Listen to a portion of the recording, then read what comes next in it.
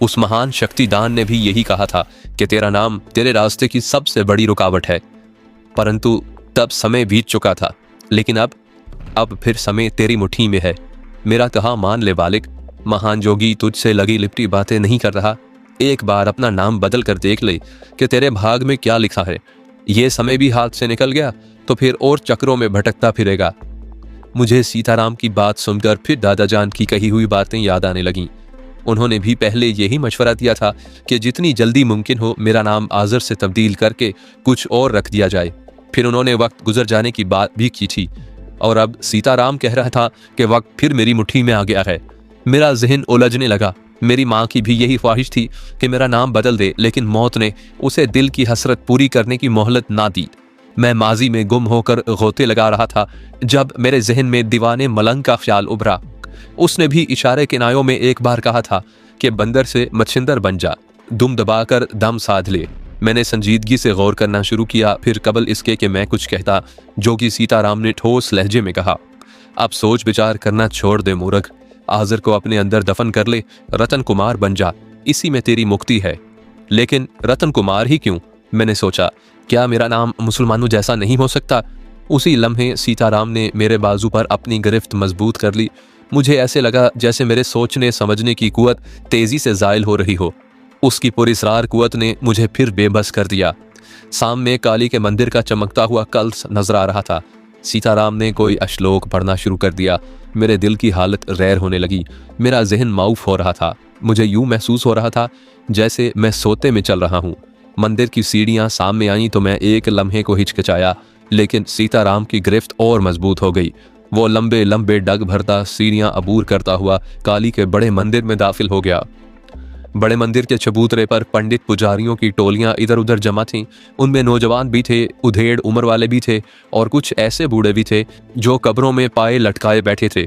चबूतरे के अतराफ कच्ची जमीन पर बड़े बड़े फल फूलदार दरख्त मौजूद थे। पाखों के साथ साथ किस्म किस्म की मूर्तियां रखी नजर आ रही थीं। बाएं जानिब एक खूबसूरत लान था जिस पर पुजारने और देवदासियां बैठी खुसर फुसर कर रही थीं। जोगी सीताराम को देखकर मंदिर के अंदर भी एक हलचल सी मच गई। हर शख्स उसकी पजीराई में पेश पेश था। सबकी नजरें मेरी तरफ उठ रही थीं। मैं सीताराम के साथ ना होता तो शायद वो मुझ पर शुबा भी करते। मेरा लिबास उन सब से अलग थलग था। मैं वहाँ के आदाब से भी नावाकिफ था जो अलग पहचाना जा रहा था।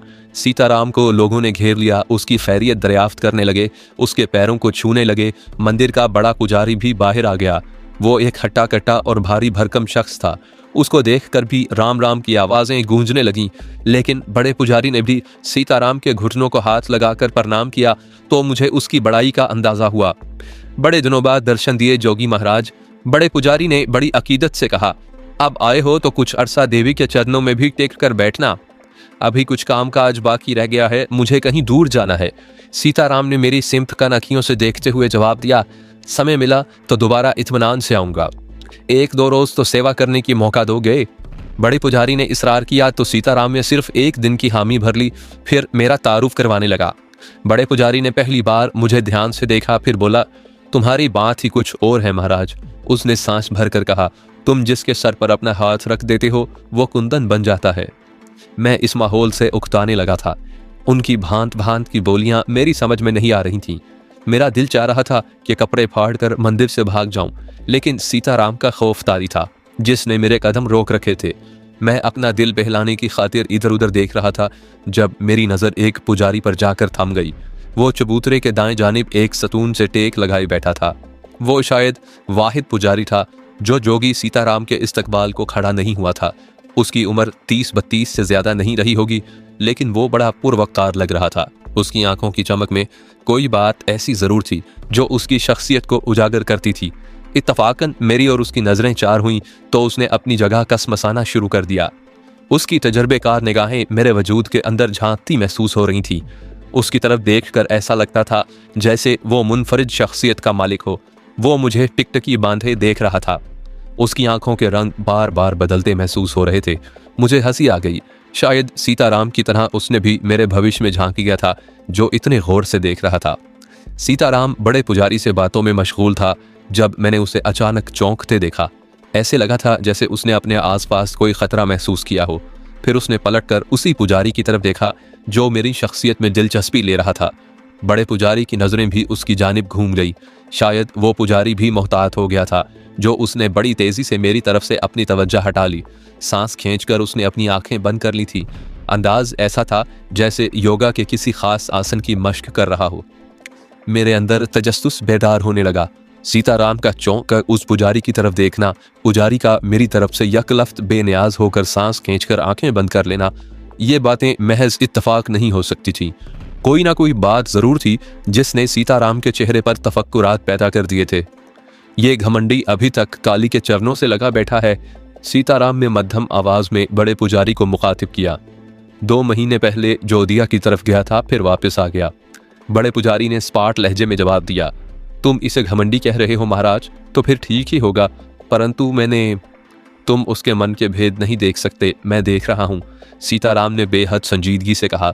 जानते हो इस समय उसने अपना दम क्यों साध रखा है? तिब्बत से वापसी के बाद महावीर ने योगा की बैठकें लगानी शुरू कर दी हैं। बड़ा पुजारी बोला। 1-1 घंटे तक इसी तरह दम साधे पत्थर की मूर्ति बना रहता है। तुम भी उसे महावीर कहते हो?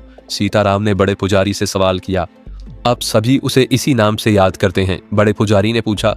तुम क्या सोच रहे हो उसके बारे में? पहले यह केवल महेंद्र नाथ था, कभी मेरी भक्ति भी किया करता था, लेकिन हनुमान महाराज का जाप करने के बाद से महावीर बन गया। सीताराम ने बुरा सा मुंह बनाकर जवाब दिया। अब मुझे देखकर कतराने लगा, मेरी खोज में लगा रहता है। मैं समझता हूँ इस समय भी उसके मन में कोई खुदबुद हो रही थी। मैं उसके मन में ना झांक सकूं, इसीलिए उसने दम साध लिया है। बहुत चितर, चालाक और जंत बनने की कोशिश करता है। सीताराम के आखिरी जुमलों से महावीर के लिए उसकी नफरत का एहसास झलक रहा था। क्षमा कर दो महाराज, बड़े पुजारी ने कहा। अभी जवान है, शरीर में गरम गरम खून दौड़ रहा है। जब सूझबूझ आ जाएगी तो यह भी तुम्हारे चरणों में डंडोत करेगा। तुम्हारा उसका क्या मुकाबला?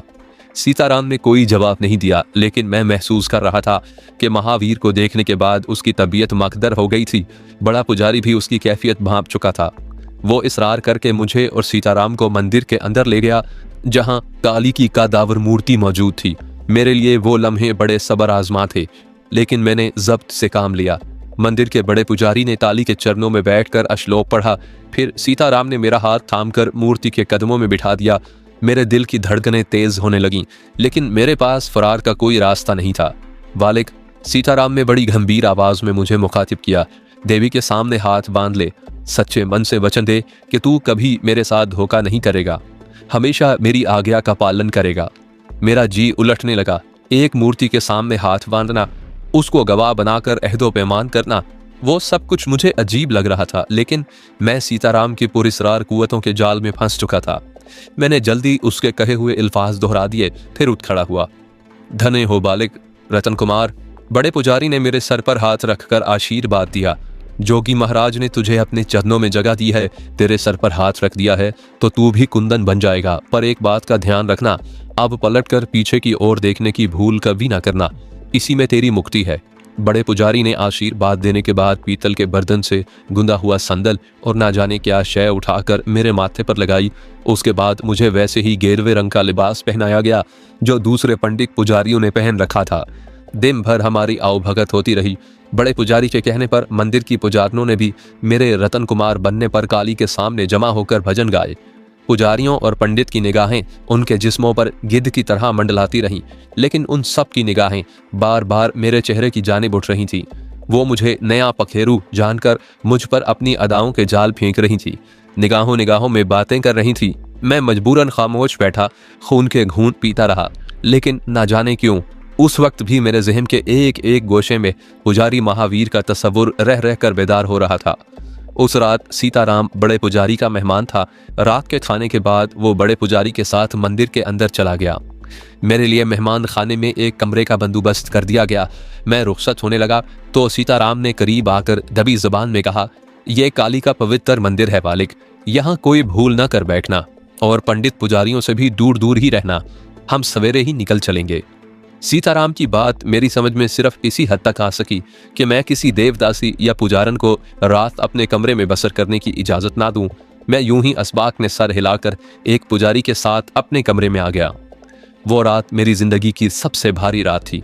मंदिर के माहौल में मुझे घुटन का एहसास हो रहा था। मुझे अपने वालिदैन बड़ी शिद्दत से याद आ रहे थे।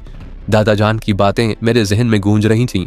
मलंग के कहे हुए जुमले उभर रहे थे। मैंने उनके बारे में बहुत गौर किया, लेकिन उनका मफहूम समझने से कासिर रहा। मैं बिस्तर पर लेटा करवटें बदल रहा था जब एक कमसिन पुजारन तंद चोली और घाघरे में अपने हुस्न का जादू जगाती कमरे में दाखिल हुई। उसके हाथ में दूध का गिलास था। गुदाज होंठों पर जिंदगी से भरपूर मुस्कुराहट खेल रही थी। उसके अंग अंग में बिजली भरी थी। मैं जल्दी से उठकर बैठ गया। मेरा नाम यशोधा है, बड़े पुजारियों के चरणों की धूल हूँ। उसने मुझ पर कातिल नजरों से तीर चलाते हुए कहा, तुम्हारे लिए दूध लाई हूँ, इसे पी लो। मैंने उसकी बात मान ली। वो जहर भी देती तो शायद मैं इनकार न करता। उसकी आमद ने मेरे जहन पर तारी सारा बोझ उतार दिया था। उसके हुस्न का निखार काबिले दीद था। उसका गुदराया हुआ जिस्म कयामत था। उसकी बादामी आंखों में बिजलियां कूंद रही थीं। चोली और घाघरे के दरमियान उसका खुला हुआ जिस्म मुझे बहकाने लगा। वो रहीमुद्दीन की मासूम बेटी से ज्यादा कमसिन और अल्लड़ थी। मेरा दिल चाहा कि उसे अपनी बाहों में घसीट लूं। रतन कुमार बनने के बाद उस नाम को यशोधा के वजूद से नथी कर दूं, लेकिन सीताराम के खौफ ने मेरे कदम थाम लिए। मैंने एक ही घूंट में दूध का गिलास अपने वजूद में उंडेल लिया। उसके हलक के नीचे उतरते ही मुझ पर सरूर की कैफियत तारी होने लगी। मैं चौंका। मेरे जहन में भंग का तसव्वुर भरा। मैंने कहीं सुना था कि मंदिरों में भंग घोटी जाती है, जिसे देवताओं का मशरूब समझकर पिया जाता है। शायद उन्होंने यशोधा जैसी अध खुली कली का इंतखाब इसीलिए किया था कि मैं उसकी आंखों की मस्ती में डूबकर अक्लो खुर्द से बेगाना हो जाऊं। वो अपने मकसद में कामयाब हो गए थे। दूध में भंग या कोई और नशावर चीज मिलाकर उन्होंने मेरे ईमान को और आलूदा कर दिया था। ये इंद्र देवता का सोमरस है, यशोधा इठलाकर बोली। सिर्फ किस्मत वालों को मिलता है। इसे पीकर मनुष्य बहक भी जाता है। मैंने उसकी नीलगूं आंखों में झांका। कदम लड़खड़ाने लगते हैं। वो शर्मा कर दोहरी हो गई। उसके बदन की सौंधी सौंधी महक मेरे वजूद को गुदगुदाने लगी। उसकी निगाहों में भी रंग बिरंगे डोरे तैरने लगे। वो मेरी बातों का मफहूम समझ गई थी। तुम्हें जाने की जल्दी तो नहीं है? मैंने बहके हुए लहजे में सरगोशी की। कोई काम है क्या? उसने शौक नजरों से मुझे देखा। उन निगाहों में आमादगी का इजहार था। मैंने सीताराम की तमाम नसीहतों को बालाए ताक रख दिया। हाथ बढ़ाकर यशोधा की मरमरी कलाई थाम ली। वो लहराती बल खाती मेरी आगोश में समाने लगी, लेकिन उसी वक्त दरवाजे पर दस्तक की मध्यम आवाज उभरी तो वो किसी खौफजदा हिरनी की तरह मचलकर मेरी बाहों से निकल गई। मेरे हलक में कांटे चुभने लगे। मेरा दिल धड़का। शायद सीताराम की पुर इसरार नजरों ने मेरे इरादों को दूर रहकर भी भांप लिया था। वो गालिबन मुझे सरजनिश करने की खातिर आया होगा। मैं संभल कर बैठ गया। लेकिन यशोधा के जाने के बाद जो शख्स मेरे कमरे में दाखिल हुआ वो पुजारी महावीर के सिवा कोई और नहीं था। मेरे दिल की धड़कनें तेज होने लगीं। तुम? मैंने उसे वजाहत तलब नजरों से घूरा। मेरा नाम महावीर है, मुझे अपना मित्र समझो, उसने मध्यम आवाज में कहा। तुम्हें एक दो जरूरी बातें समझाने आया हूं। लेकिन जोगी सीताराम, मैंने कुछ कहना चाहा। वो मेरी बात काट कर बोला, उसकी चिंता मत करो। मैं जानता हूं कि वो मेरे मन के अंदर भी झांक सकता है, लेकिन मैंने कुछ देर के लिए मंडल खींच दिया है। वो इस मंडल के अंदर नहीं देख सकेगा। ऐसी क्या बात है जो तुम सीताराम की मौजूदगी में नहीं कर सकते? मैंने उसे टटोलने की खातिर दरियाफ्त किया। मेरे पास समय कम है, मेरी दो बातें गिरह से बांध लो, उसने ठोस लहजे में कहा। पंडित रामकिशन से पंजा लड़ाने की भूल कभी मत करना। मैं तुम्हारा मतलब नहीं समझा। जोगी सीताराम ने जान लिया है कि इस धरती पर केवल तुम ही एक ऐसे मनुष्य हो जो उसका काम कर सकते हो। इस कारण वो तुमसे पींग बढ़ा रहा है। महावीर ने इधर उधर देखकर कहा, वो जिस चीज की खोज में है उसे तुम्हारे सिवा और कोई हासिल नहीं कर सकता। क्या पंडित रामकिशन जोगी सीताराम से ज्यादा ताकतवर है? मैंने पूछा। बराबर का जोड़ समझ लो। हो सकता है सीताराम ही उस पर भारी पड़ जाए, मैं विश्वास से नहीं कह सकता। और वो चीज क्या है? मैंने संजीदगी से दरियाफ्त किया। जवाब में महावीर कुछ कहना चाहता था कि अचानक फिजा में ऐसे धमाके हुए जैसे दो मावराई कुव्वतें आपस में टकरा गई हों। महावीर ने मुझे इशारे से खामोश रहने की ताकीद की, फिर पलटकर तेजी से बाहर निकल गया। मैं खामोशी से बिस्तर पर लेट चुका था जब एक दराजकद पुजारी लपकता हुआ कमरे में दाखिल हुआ। क्या बात है? मैंने लापरवाही से पूछा। जोगी महाराज ने कहा था कि मैं तुम्हारा ध्यान रखूं। उसने कमरे में इधर उधर नजरें दौड़ाते हुए कहा। कौन हो तुम? मैंने यूं ही दरियाफ्त कर लिया। महाराज का पुराना सेवक हूं। वो हाथ बांध कर बोला, तुम किस्मत के धनी हो कि तुम्हें महाराज का आशीर्वाद मिल गया। मैं बरसों से सेवा कर रहा हूं, लेकिन अभी तक खाली झोली लिए फिर रहा हूं। सेवा जारी रखो, तुम्हारा नंबर भी आ जाएगा। मैंने लापरवाही से कहा, फिर जमाई लेकर करवट बदल ली। मेरे जहन में महावीर के जुमले गूंज रहे थे। उसकी बात अधूरी रह गई थी। शायद सीताराम को उसके मंडल की भिनक मिल गई थी, इसीलिए उसने किसी पुजारी को मेरे कमरे की सुनगुन लेने को भेजा था। मैं खासी देर तक उस चीज के बारे में सोचता रहा जिसके हसूल की खातिर जोगी की शैतानी कुव्वतें मेरे गिर्द जाल बुन रही थीं। मेरे जहन में मुख्तलिफ सवालात गडमड हो रहे थे। वो क्या कीमती शय थी जिसे सीताराम की मावराई कुव्वतें भी हासिल नहीं कर सकती थीं? पंडित राम किशन कौन था? सीताराम और पंडित राम किशन का उस शय से क्या ताल्लुक था जिसे महावीर के कहने के मुताबिक मेरे सिवा कोई और हासिल नहीं कर सकता था? महावीर ने मुझे इस बात से क्यों बाखबर किया था? उसे मुझसे क्या हमदर्दी थी? क्या खुद वो भी उस शय की तलाश में था? मैं किसी आखिरी नतीजे की तलाश में था, लेकिन यशोधा ने मुझे दूध में जो नशीली शय पिलाई थी वो तेजी से अपना काम कर रही थी। चुनाचे मैं ज्यादा देर तक बेदाद ना रह सका। दूसरी सुबह मेरी आंख देर से खुली।